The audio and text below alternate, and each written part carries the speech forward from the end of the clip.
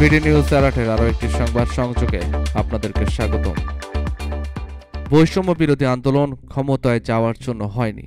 ইসলামী আন্দোলন বাংলাদেশের নায়েবে আমির মুফতি সৈয়দ মোহাম্মদ ফয়জুল করিম বলেছেন, ২৪-এর বৈষম্য বিরোধী আন্দোলন নির্বাচন কিংবা ক্ষমতায় যাওয়ার জন্য হয়নি। ফ্যাসিবাদ মুক্ত বাংলাদেশ সহ নাগরিকদের সম অধিকার নিশ্চিতের জন্য এই আন্দোলন হয়েছে।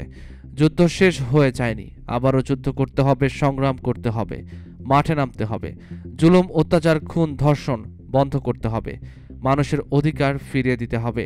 সোমবার সন্ধ্যায় নরসিংদীর কাউরিয়াপাড়া ঈদগাহ মাঠে ইসলামী যুব আন্দোলনের ৯তম প্রতিষ্ঠাবার্ষিকী উপলক্ষে আয়োজিত সমাবেশের প্রধান অতিথির বক্তব্যে তিনি এসব কথা বলেন।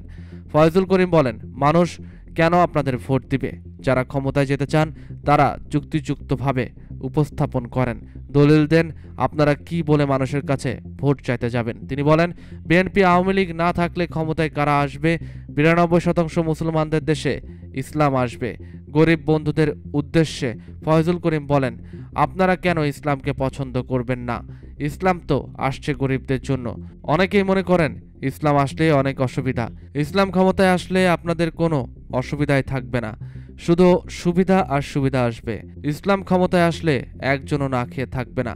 ইসলামী আন্দোলন বাংলাদেশ নরসিংদী জেলা শাখার সভাপতি মুফতি সাইদ আহমেদ সরকারের সভাপতিত্বে সমাবেশে প্রধান বক্তা হিসেবে উপস্থিত ছিলেন দলটির কেন্দ্রীয় সভাপতি আতিকুর রহমান মুজাহিদ।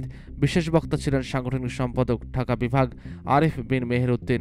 সমাবেশে আরও উপস্থিত ছিলেন জেলা শাখা সাধারণ সম্পাদক এম মাহমুদুল হাসান, নরসিংদী ১ সদর আসনের প্রার্থী শওকত হোসেন সরকার, নরসিংদী ২ পলাশ আসনের প্রার্থী ইঞ্জিনিয়ার মুহসিন আহমেদ, নরসিংদী ২ শিবপুর আসনের প্রার্থী মাওলানা ওয়াজ হোসেন ভূঁইয়া সহ প্রমুখ।